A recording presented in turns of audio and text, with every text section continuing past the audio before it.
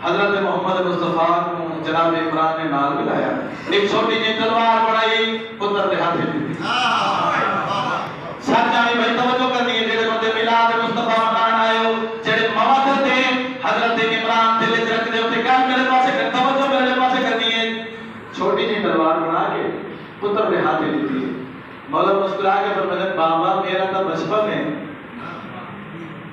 मेरा तो बचपन है, तलवार क्यों दी है? जनाब इमरान बेटे वाले पास देके गल की थी, मेरा